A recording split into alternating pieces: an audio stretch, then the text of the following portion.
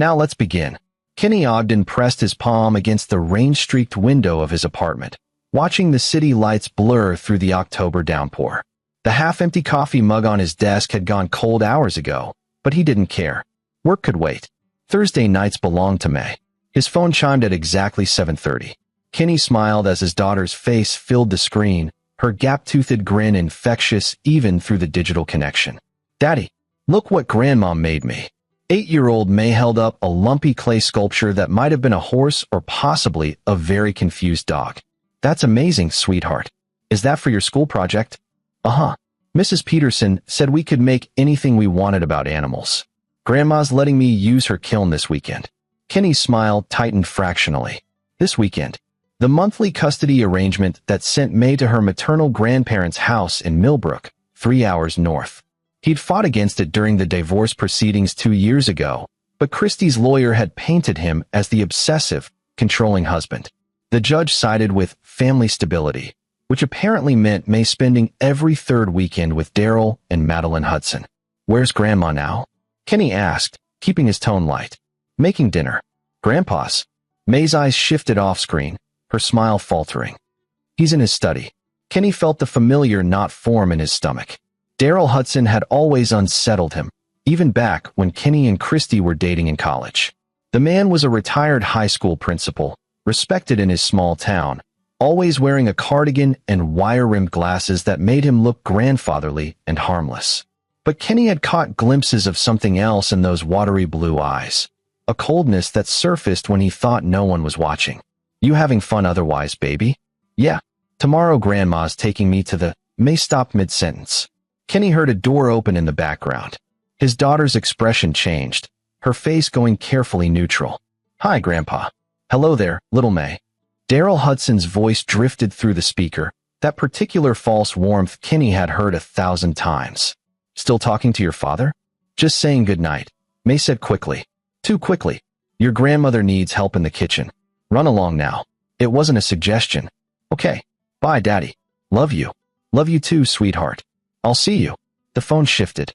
Kenny caught a glimpse of May's bedroom ceiling, heard her footsteps retreating. But the call didn't end. The phone must have fallen onto her bed, still transmitting audio. Kenny almost hung up. Then he heard May's voice again, distant now. "Grandpa, I was still talking to. I said your grandmother needs you." Daryl's voice had changed, stripped of its false gentleness. "Don't make me tell you twice." Kenny's hand tightened on his phone. He should hang up. This was an accident, an invasion of privacy. But something made him keep listening. Silence for several long seconds. Then May again, even more distant. I'm going. Not that way. Come here first." Daryl's voice was barely audible now. "I want to show you something in my study." "But Grandma said." "Your grandmother doesn't need to know everything, does she? We've talked about this, May. Our little secrets." Kenny's blood turned to ice. His daughter's voice, small and frightened. "I don't want to. Please, Grandpa. Daddy's waiting." "Your daddy isn't here. And if you tell him about our special time, May, well, you know what happens. You don't want your parents fighting again, do you? You don't want to be the reason they suffer." Kenny was already on his feet, his heart hammering against his ribs. He grabbed his car keys with his free hand, still listening. "Please." May's voice cracked. "I don't like it when—" "Hush now. Just for a little while. Be a good girl." Kenny ran for the door, phone pressed to his ear. The stairwell echoed with his pounding footsteps. He burst into the parking garage, fumbling with his key fob. Through the phone, he heard a door close. Then May's voice, clearer now, panicked. "No, Grandpa, please. I said I don't want to." "You're being dramatic, May. Just like your mother. Now hold still." "No." May screamed. "Stop it. Daddy. Daddy, help." Then the sound of impact, plastic hitting hardwood. The phone had fallen. Kenny heard scuffling, May's sobs, and then, "You little bitch." Daryl Hudson's voice, all pretense gone, replaced with rage.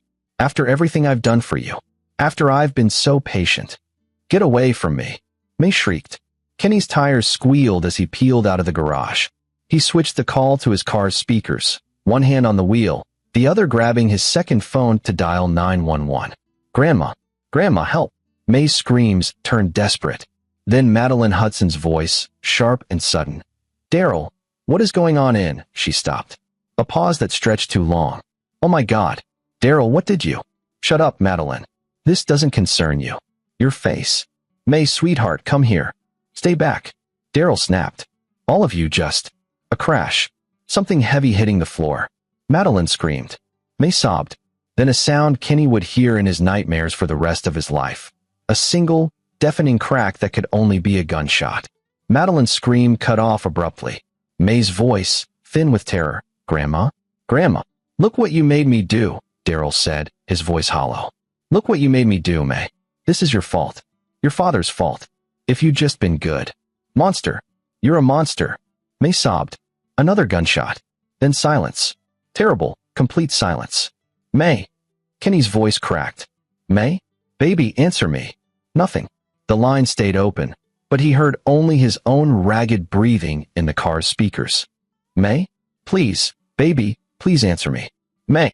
The silence stretched on.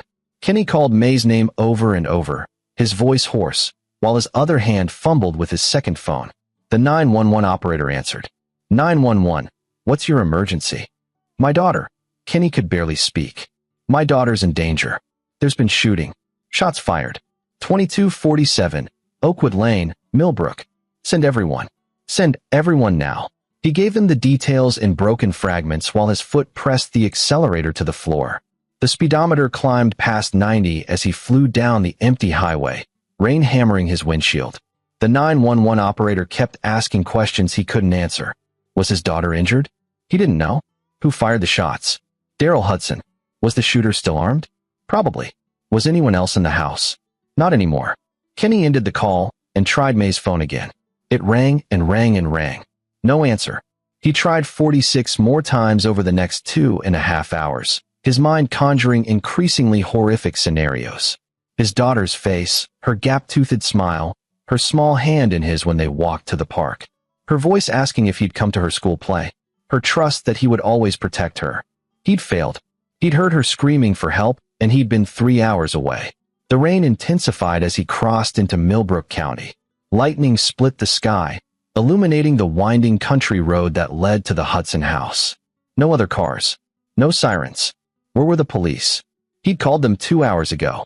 Kenny skidded to a stop in front of 2247, Oakwood Lane at 10:47 p.m. The house sat back from the road, a two-story colonial that looked deceptively peaceful in the storm.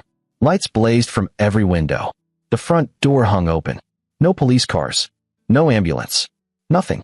Kenny killed his engine and ran through the rain, his shoes splashing through puddles. He was halfway to the porch when he saw her. May sat on the top step, alone in the downpour. Her pink pajamas were soaked through, plastered to her small frame. Her hair hung in wet tangles around her face. She stared straight ahead, unnaturally still, her arms wrapped around her knees. May. Kenny sprinted up the steps. Baby, are you? He stopped. Blood, washed by the rain but still visible, trailing down the porch steps from the open door.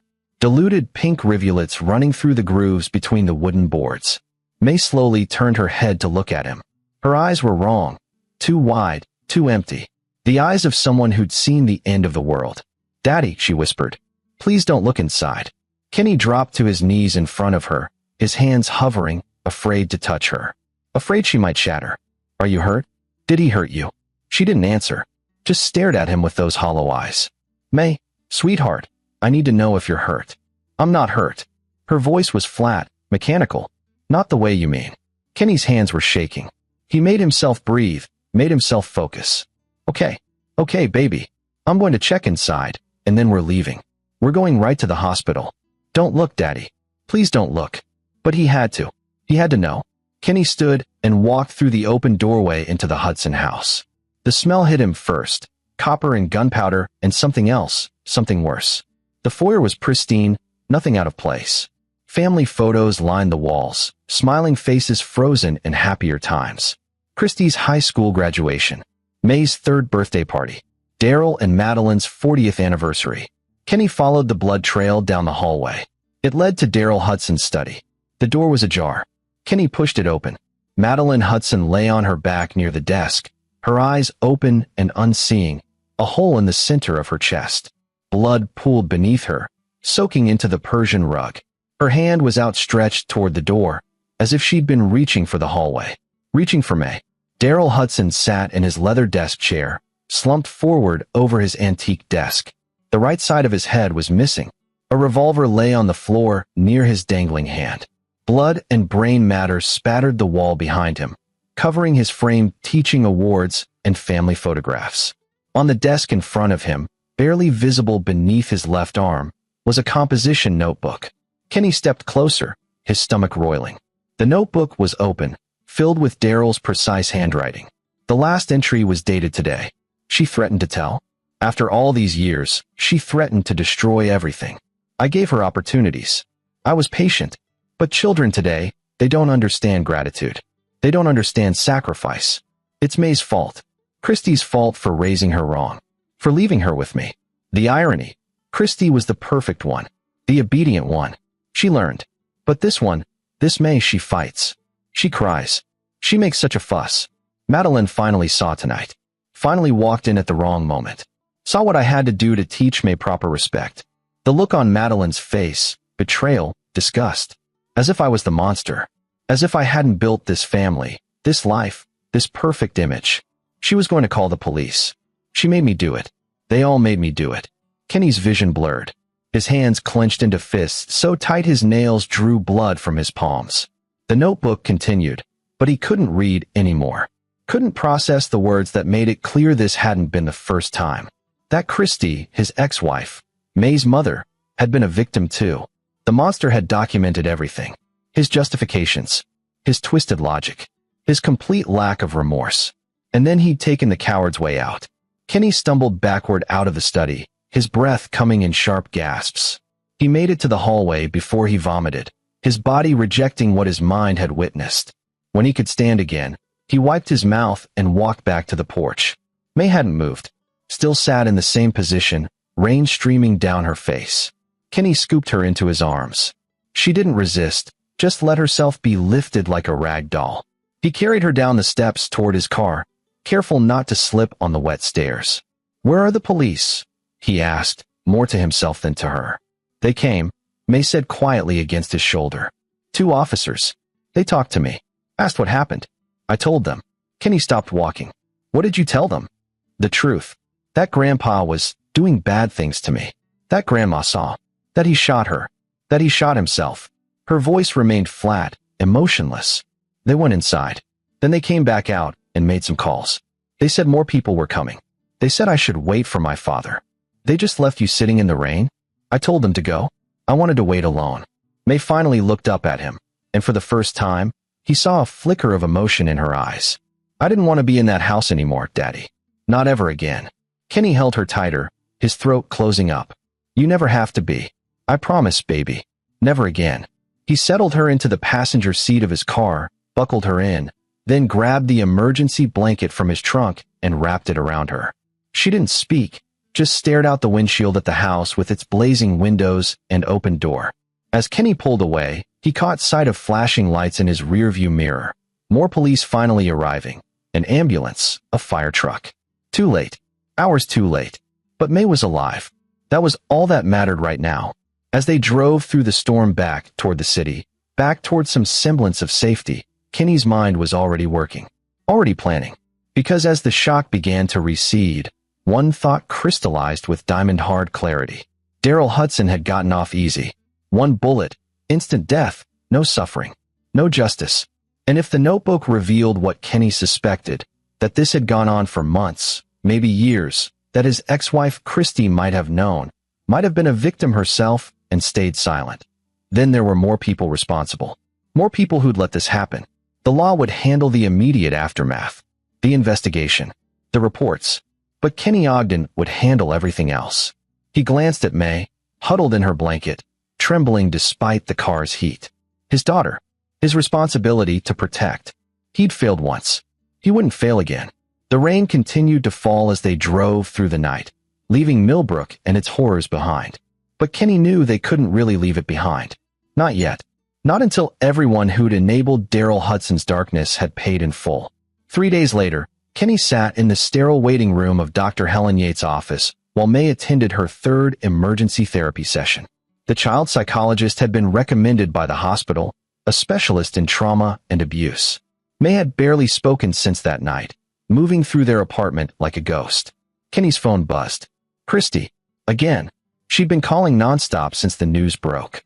He'd been sending her to voicemail, not ready to hear whatever justifications or excuses she might offer. But he needed answers. Eventually, he would need to confront her. Just not yet. Instead, he opened the email from Detective Marvin Richardson, the lead investigator on the case. Richardson had been professional but not particularly warm, treating the whole thing as an open-and-shut murder-suicide. Tragic, he'd called it. But at least the perpetrators saved the taxpayers some money. The email contained the preliminary forensics report. Kenny forced himself to read it, each word a knife in his gut. Madeline Hudson. Cause of death, gunshot wound to the chest. Time of death estimated at 7:52 p.m. Daryl Hudson. Cause of death, self-inflicted gunshot wound to the head. Time of death estimated at 7:54 p.m. The notebook found on the scene had been entered into evidence. Richardson noted that it contained disturbing content suggesting long-term abuse of a minor, but didn't elaborate.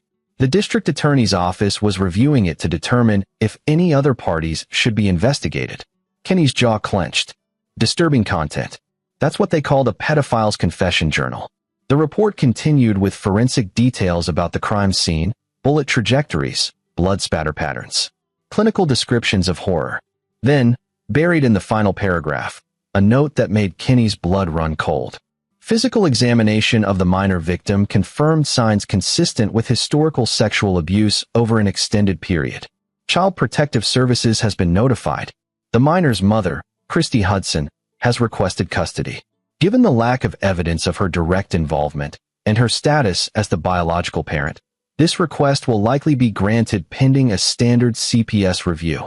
Kenny read the paragraph 3 times, his fury building with each pass. Christy wanted custody. The same Christy whose father had abused their daughter for God knows how long. The same Christy who'd insisted on those monthly weekends in Millbrook, who dismissed Kenny's concerns as paranoia and overprotectiveness. His phone buzzed again. Christy. He answered this time. Kenny, finally. I've been trying to reach you for days. You want custody. His voice was ice. A pause. I'm her mother, Kenny. She needs her mother right now. She needs her mother? Kenny stood up, his voice rising. An older couple in the waiting room looked over, startled. He lowered his volume, but not his intensity. Where was her mother when your father was abusing her? Where were you, Christy? I didn't know. You think I would have let that happen if I knew? He was my father, Kenny. My father. How long? What? How long did you know? The truth, Christy. I've read his notebook. I know he did this before. I know you were, he couldn't say it. Couldn't voice the suspicion that had been growing since he'd read those entries. How long? The silence on the other end stretched too long. When Christy finally spoke, her voice was barely a whisper. It wasn't like with May. What he did to me was different. I was older, and he stopped when I got married. He promised he stopped. Kenny felt like he'd been punched in the stomach. You knew. You knew what he was capable of, and you sent May there anyway. No. I thought. I convinced myself it was different. That he'd changed. That he wouldn't. Her voice broke into sobs. I wanted to believe he loved her like a normal grandfather. I wanted my father to be the man I pretended he was. I was wrong. I was so fucking wrong, Kenny. You don't get her back. Kenny's voice was steady now, cold with certainty. I don't care what the law says. I don't care what CPS decides. You will never be alone with May again. You can't do that. I'm her mother. I have rights. You gave up those rights when you sacrificed our daughter to protect your illusion of a happy family. Kenny hung up. His hands were shaking. He wanted to throw the phone, wanted to scream, wanted to break something. Instead, he sat back down and forced himself to breathe. To think. Dr. Yates' door opened, and May emerged, her hand in the older woman's. The therapist's expression was carefully neutral, but Kenny caught the concern in her eyes. Mr. Ogden, could I speak with you for a moment? Kenny nodded. May sat down with a coloring book while he followed Dr. Yates into her office. I need to be direct with you, Dr. Yates said once the door closed. May's trauma is severe. The abuse was systematic and occurred over approximately 18 months. She has PTSD, possible dissociative episodes, and a profound trust violation that will take years to process. Kenny nodded, his throat tight. I'm also concerned about what she told me today regarding her mother. Dr. Yates pulled out her notes. May said that 6 months ago, she tried to tell her mother something was wrong, that she didn't want to go to Grandpa's house anymore. According to May, her mother told her to stop being dramatic and that Grandpa was just affectionate. Does that align with what you know? I suspected Christy knew something. Now I'm certain. Kenny met the therapist's eyes.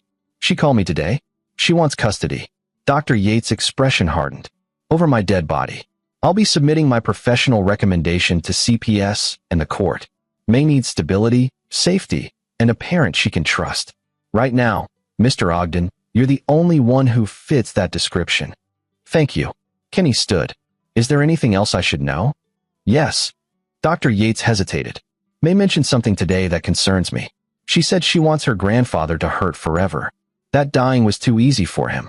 She's 8 years old, and she's thinking about revenge. She fixed Kenny with a penetrating stare. I need to know that you're going to help her process these feelings in a healthy way. That you're not going to validate them or, God forbid, model that behavior. Kenny held her gaze. I want what's best for May. Whatever that takes. It wasn't a lie. He didn't want what was best for May. And what was best for May was ensuring that everyone who'd enabled her abuse faced consequences. Real consequences. Not the kind that came from courts and lawyers and official reports. The kind that came from a father who would do anything to protect his daughter. That night, after May finally fell asleep in her bed, Kenny sat at his kitchen table with his laptop and the copies of documentation he'd obtained from Detective Richardson. The detective had been surprisingly forthcoming, perhaps because he was a father himself. Perhaps because he understood Kenny's need for answers. The notebook, the forensics reports, May's statement to police, the CPS preliminary assessment, and, most damningly, emails between Daryl Hudson and several of his former colleagues from the high school where he'd been principal. Kenny read through them systematically, building a picture that grew darker with each passing hour. Daryl hadn't been working alone. Not completely. The emails referenced a network of individuals, coded language about shared interests, and private gatherings. Names appeared repeatedly. Gregory Watkins, Daryl's former vice principal. Lowell Atkinson, the school district superintendent. Ronald Davenport, a child psychologist who'd assessed May 2 years ago after Christie's divorce attorney had ordered an evaluation. Kenny had met Davenport. The man had declared May perfectly happy and well-adjusted. Had seen nothing to indicate abuse or trauma.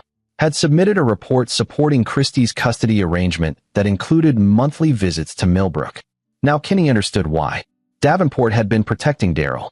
Protecting the network. His phone rang. An unknown number. Kenny answered. Mr. Ogden? This is Bradley Klein. I'm an attorney representing certain interests related to your former father-in-law's estate. Kenny's instincts flared. What do you want? I understand this is a difficult time. I want you to know that my clients are deeply sympathetic to your daughter's situation. We'd like to offer a settlement. Generous compensation in exchange for your agreement not to pursue civil litigation or make public statements about Mr. Hudson's private matters. Private matters. Kenny's voice was flat. You mean his documented history of child abuse? A pause. The documentation you're referring to is subject to legal privilege and ongoing investigation. Making unfounded accusations could be considered defamation. Who are your clients, Mr. Klein? I'm not at liberty to say, but they're prepared to offer $2 million, placed in a trust for your daughter's future. All you need to do is sign a non-disclosure agreement and agree not to cooperate with any journalists or authors who might seek to sensationalize this tragedy. Kenny understood. The network was circling the wagons. They wanted to buy his silence before he could expose them. I need to think about it, Kenny said. Of course. I'll email you the preliminary documents.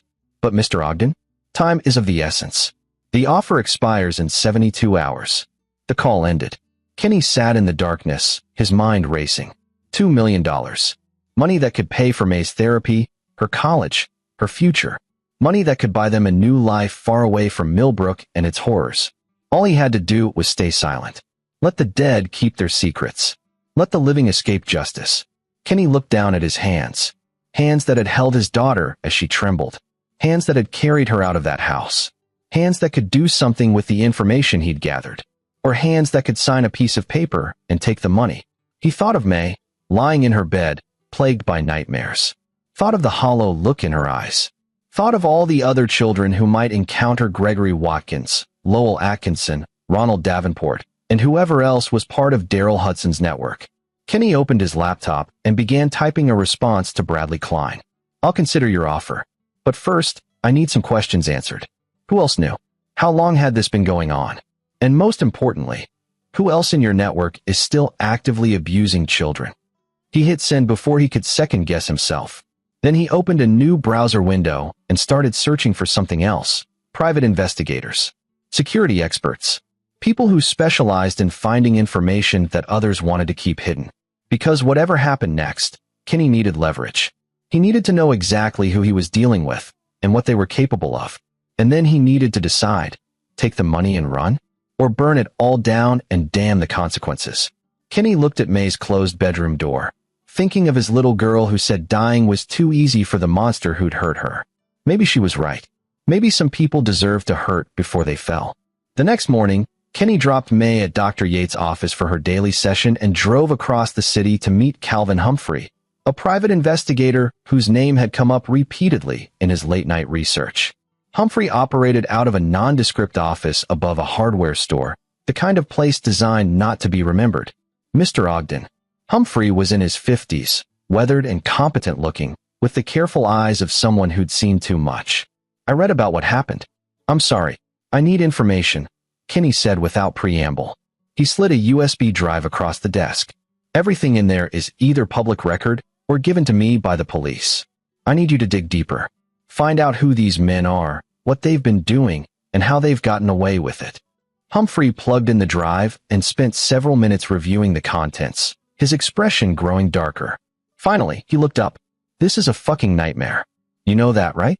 These aren't small-time perverts. We're talking about a former school superintendent, a licensed psychologist, a prominent attorney. People with resources and connections. I know. What exactly are you planning to do with this information? Kenny met his eyes. Make sure they can't hurt anyone else. Humphrey studied him for a long moment. I've got 2 daughters myself, 10 and 13. I read what happened to yours, and I barely slept. So I'm going to be straight with you. I'll find everything you want to know. But what you do with it, that's on you. I don't know, I don't want to know, and I can't be subpoenaed about things I don't know. We clear. Crystal. My rate is $200 an hour plus expenses. This kind of investigation could take weeks. Could cost $30,000, $40,000. Maybe more if I have to pay for certain specialized services. Kenny thought of the $2 million Bradley Klein had offered. Blood money. But money that could be put to better use than lining the pockets of enablers and abusers. Do it. Whatever it costs. I need names, addresses, patterns, evidence. Everything. You'll have it. Humphrey stood and extended his hand. Kenny shook it. One more thing, Mr. Ogden. When this is done, I never met you. This conversation never happened. Understood. Kenny spent the next 2 weeks in a strange limbo. Days were consumed with May, therapy appointments, school meetings to arrange her extended absence, consultations with family court attorneys about Christie's custody challenge.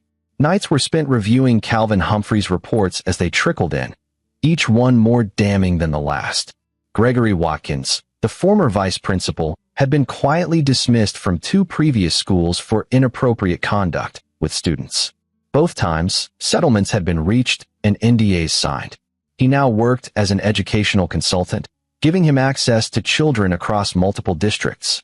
Lowell Atkinson, the superintendent, had used his position to cover up several allegations against teachers and administrators over the past 15 years.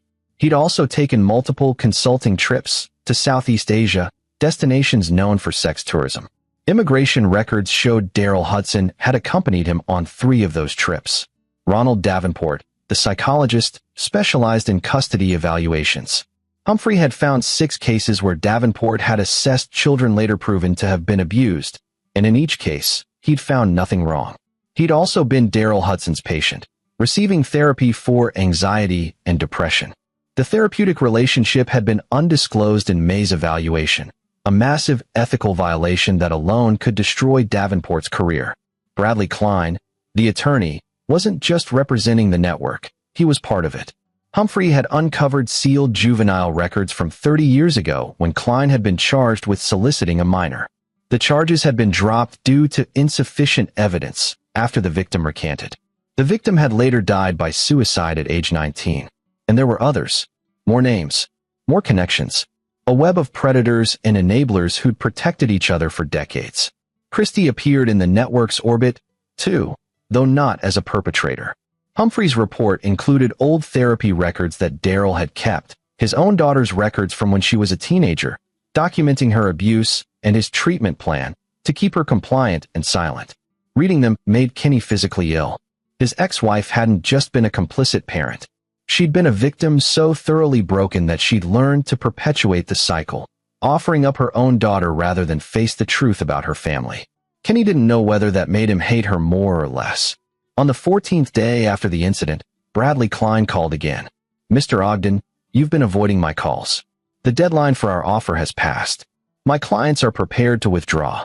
Tell your clients I want $5 million, Kenny interrupted. Not 2, 5. And I want individual names. Everyone who's contributing to the settlement. Everyone who wants my silence. That's not how this works. That's exactly how it works now. You wanted to buy my silence? Fine. But I'm not selling cheap. $5 million, full disclosure of who's paying, and a detailed accounting of why they're so desperate to keep this quiet. You have 48 hours. After that, I take everything I know to the FBI and every news outlet in the country." He hung up before Klein could respond. 2 hours later, Calvin Humphrey called. "Whatever you just did, you rattled some cages. I've got people following me. Professional surveillance, not amateurs. Can you handle it?" "Yeah, but it's going to cost you. I need to bring in some specialists, make sure my security's airtight. Another 10 grand, minimum. Do it. And Calvin, be careful." "Always am." Kenny stood at his apartment window, watching the street below. A dark sedan sat parked across the street, slightly too obvious to be a real threat. A message, "We're watching you." Good. Let them watch. Let them worry. Because Kenny was done playing defense. Done reacting.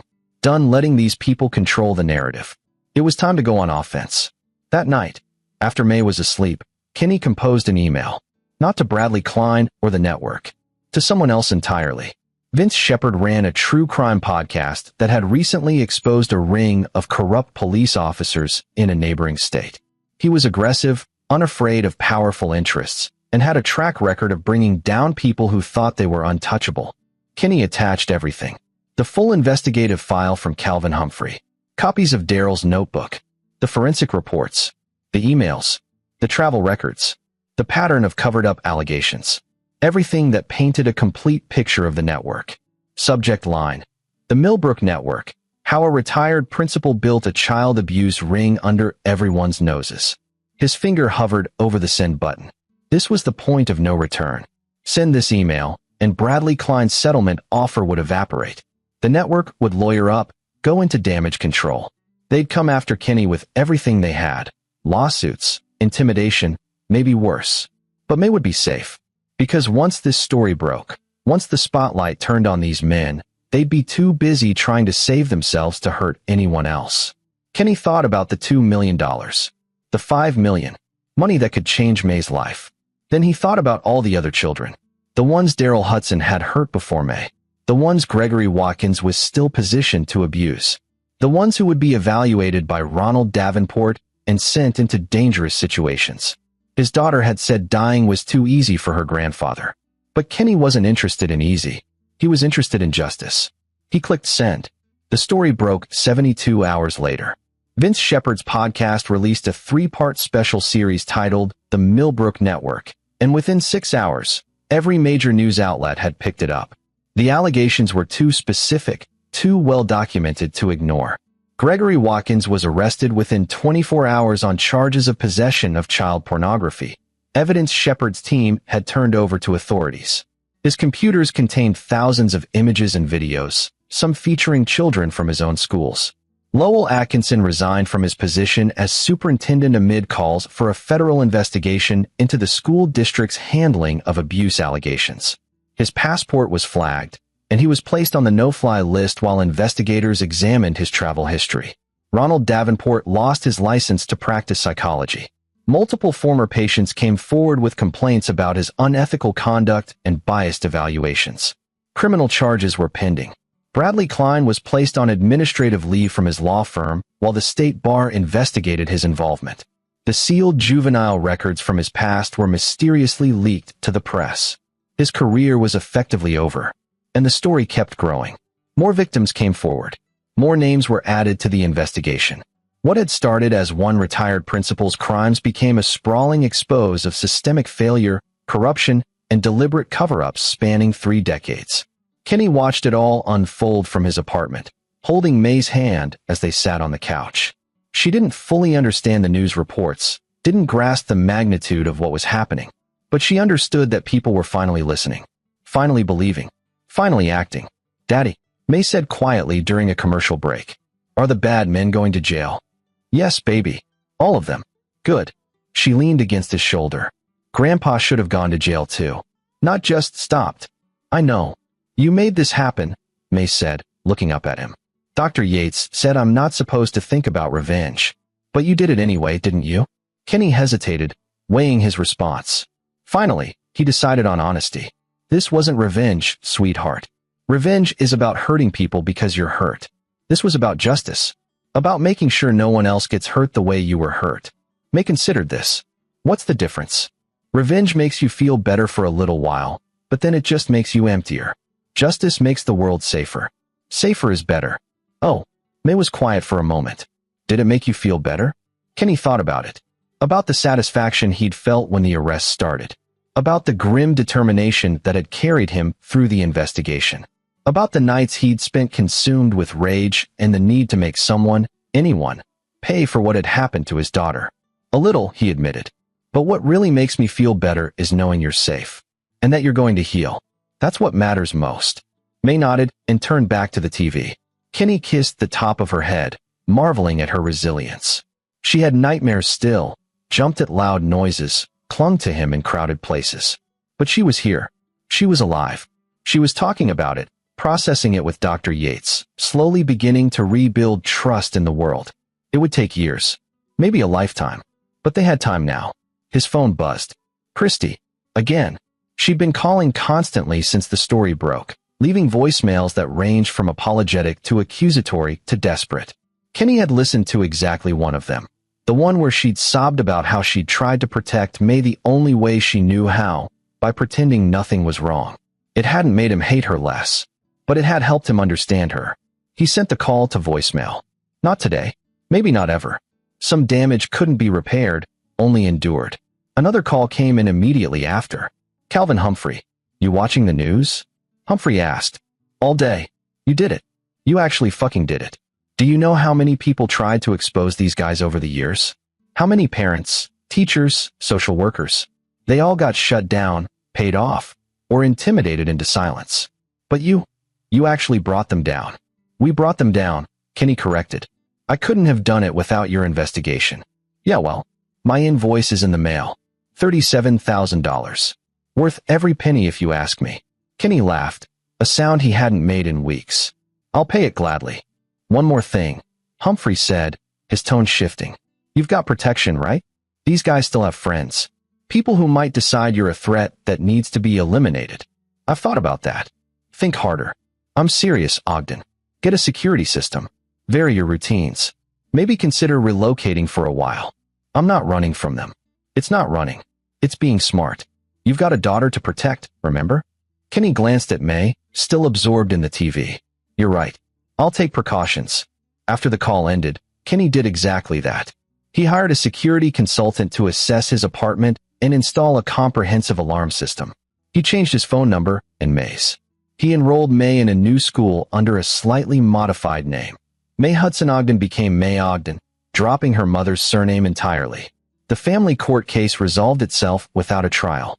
Christy withdrew her custody petition after her own attorney advised her that fighting it would only result in public testimony about her knowledge of the abuse.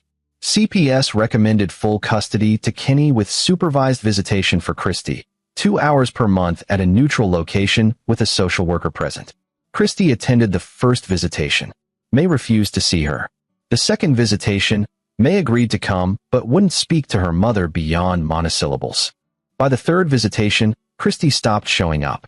She left a voicemail for Kenny explaining that she was entering a residential treatment program to deal with her own trauma.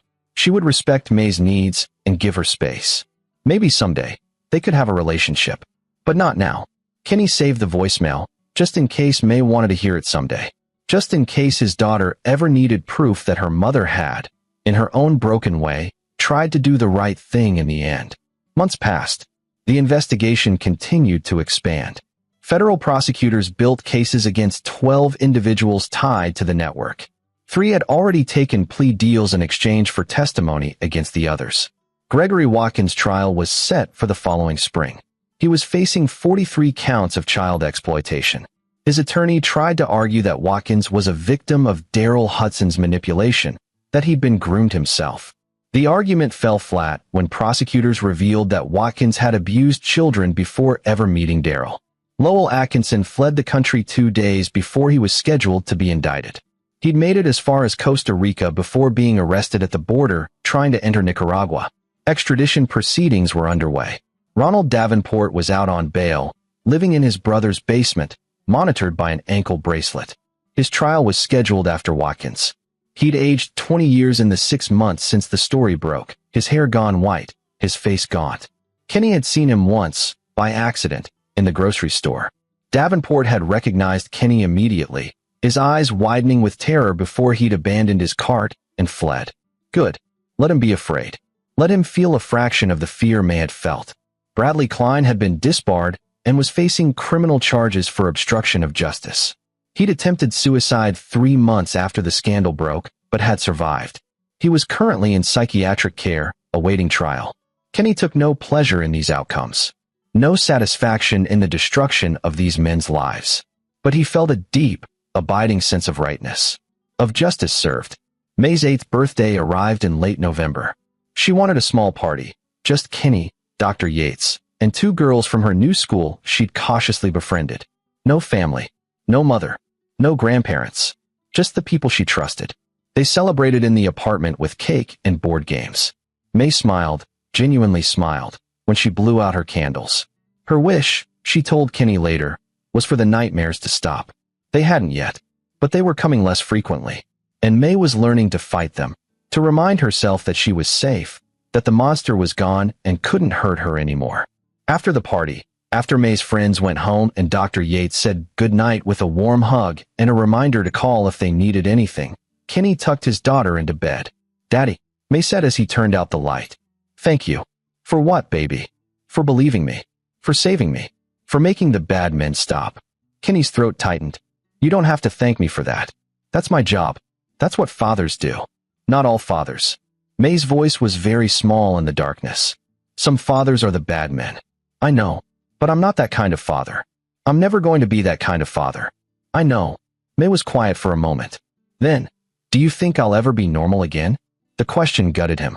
Kenny sat back down on the edge of her bed, finding her hand in the dark. "Sweetheart, you're already normal. What happened to you wasn't normal. But you? You're brave and smart and strong. And yes, you've been hurt.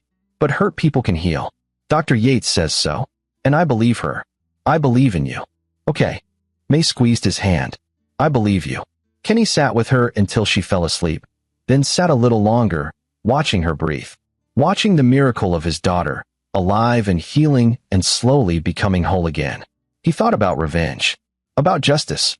About the difference May had asked him to explain. Revenge would have been finding those men and making them suffer personally.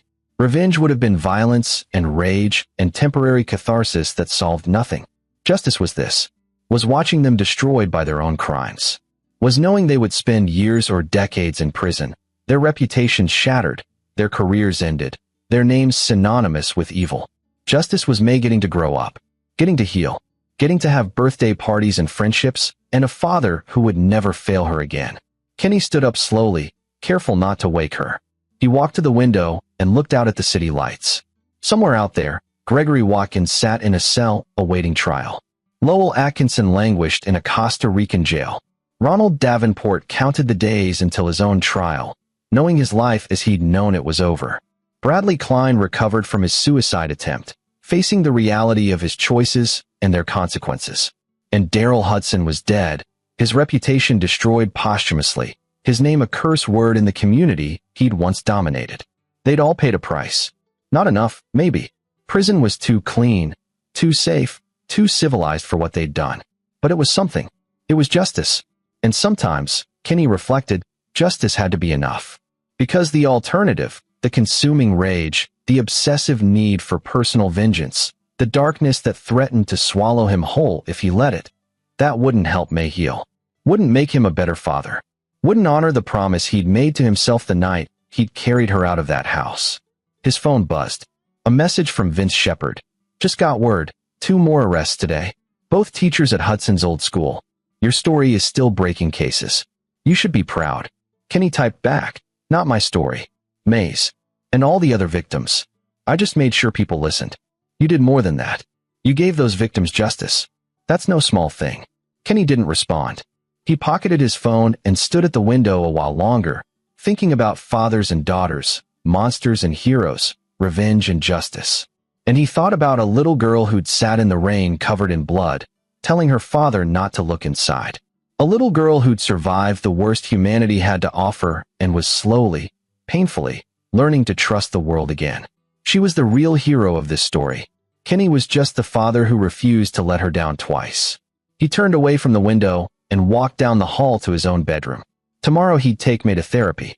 Tomorrow he'd review more documents from the prosecution. Tomorrow he'd continue the work of being present, being patient, being the father his daughter needed. But tonight, he would sleep. And if the nightmares came, because they came for him too, replays of that phone call, of what he'd found in that house, he would remind himself of the same thing he told May. The monsters were gone. They couldn't hurt anyone anymore. And that, in the end, was victory enough. 3 years later, Kenny stood in the back of a packed courtroom, watching the final piece of the puzzle fall into place. Gregory Watkins, the last of the network to go to trial, sat at the defendant's table in an orange jumpsuit, his head bowed as the jury foreman read the verdict. On count 1, possession of child sexual abuse material, we find the defendant guilty. On count 2, distribution of child sexual abuse material, we find the defendant guilty. The foreman continued through 41 more counts. Guilty, guilty, guilty. Each verdict was a nail in Watkins' coffin. And with each one, Kenny felt a small piece of the weight he'd carried for 3 years lift from his shoulders. When it was over, when Watkins had been led away in chains to await sentencing, Kenny walked out of the courthouse into brilliant spring sunshine. He pulled out his phone and called May. Daddy? How did it go? Guilty on all counts, Kenny said. He'll never hurt anyone again. Good. May's voice was stronger now, fuller. The voice of an 11-year-old who'd fought her way back from hell and emerged scarred but unbroken. Dr. Yates says that's supposed to bring me closure. Does it? I don't know. Maybe. May paused. I think closure is kind of overrated.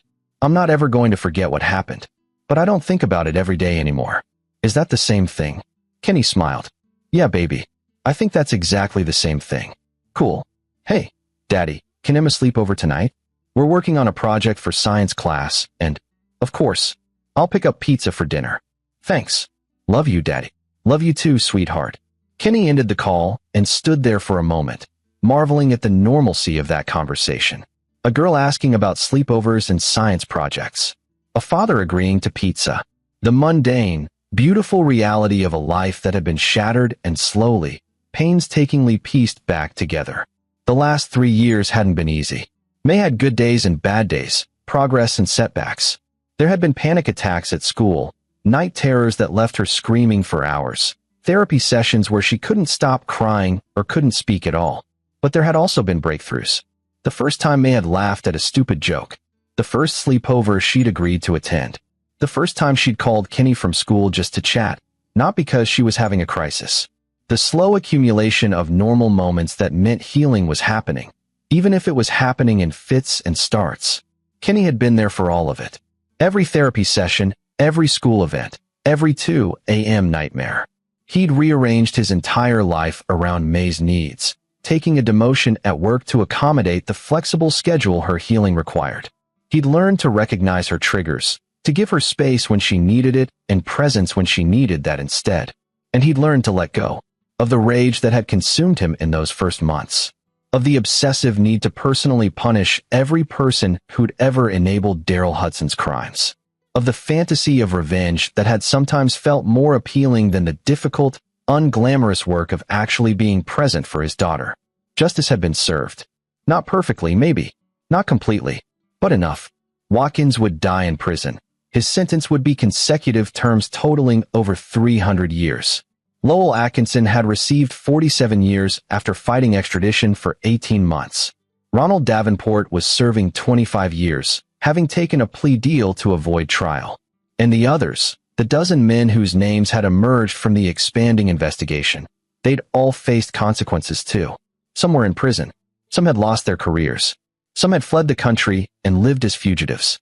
The network had been destroyed, not by Kinney's personal vengeance, but by the exposure of truth, by the courage of multiple victims who'd come forward after May's story broke, by prosecutors who'd built meticulous cases, by a justice system that, for once, had actually worked. Kinney walked to his car, thinking about that night 3 years ago when he'd composed the email to Vince Shepard. When he'd chosen justice over revenge, exposure over violence, truth over silence. It had cost him. The settlement money had evaporated. Bradley Klein's offer had been withdrawn the moment the story went public. Kinney had spent tens of thousands on legal fees, security, relocation costs. He'd been sued by 2 of the men he'd exposed, frivolous lawsuits that had ultimately been dismissed but had still required expensive legal defense. But he'd do it all again, without hesitation. Because May was alive. May was healing. May had friends and interests and a future that wasn't defined solely by what had been done to her. That was the only victory that mattered. Kinney drove home through the city, spring flowers blooming in the parks he passed, thinking about fathers and daughters and the kinds of men who deserved the title. Thinking about the difference between justice and revenge, between punishment and healing. When he got home, May was in her room with Emma, the 2 of them bent over a poster board covered in diagrams of the solar system. They looked up when Kinney knocked on the open door. "Pizza should be here in 30 minutes, he said. "Perfect. Thanks, Mr. Ogden." Emma was a cheerful girl with bright red hair and more freckles than face. She'd been the first kid at May's new school to reach out, to see past the quiet new girl who flinched at loud noises. They'd been inseparable since. "You need anything else?" "Nope, we're good." May smiled at him. That gap-toothed smile he'd been terrified he'd never see again. "Oh, Daddy, I forgot to tell you. I got my essay back from Mrs. Peterson. I got an A+. "That's wonderful. What was the essay about?" May's smile flickered slightly. "Heroes. Real ones, not like superheroes. I wrote about you." Kinney's throat tightened. "May, I'm not." "Yes, you are." May's voice was firm. "Mrs. Peterson said it was the best essay in the class.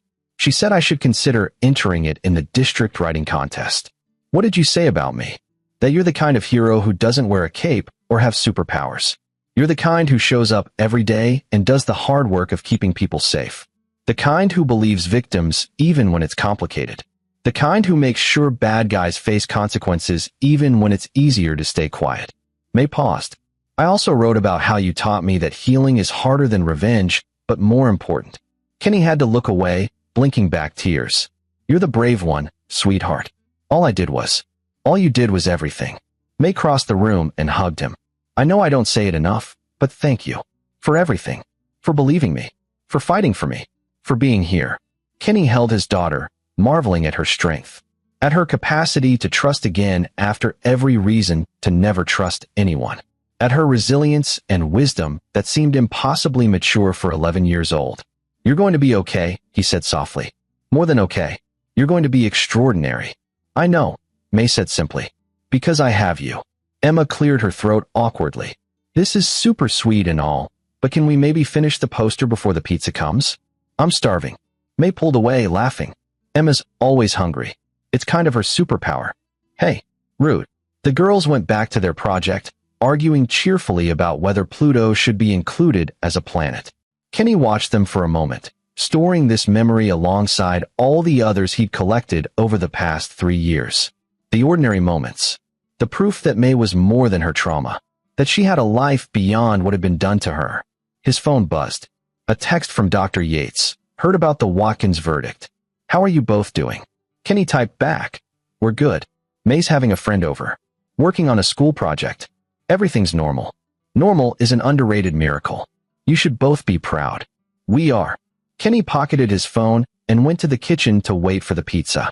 As he stood there, looking at the ordinary clutter of his ordinary life. May's school papers on the fridge, her backpack by the door, her shoes kicked off in the hallway. He thought about the path he'd chosen 3 years ago.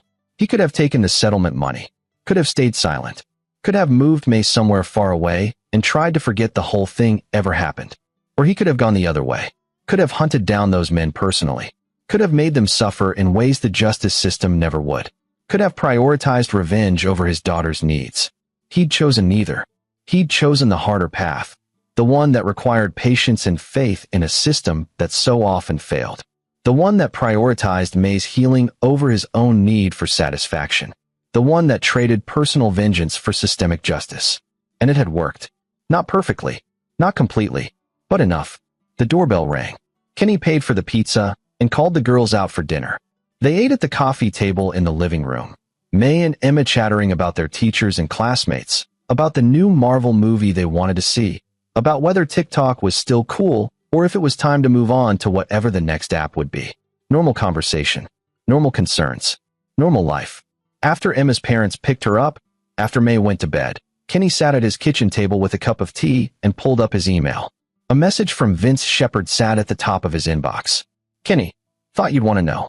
The documentary about the Millbrook Network just won an Emmy. And more importantly, 3 more victims came forward this week, cases in different states. Your decision to go public 3 years ago is still creating ripples, still bringing justice. Thank you for trusting me with the story. Kenny read the message twice, then closed his laptop.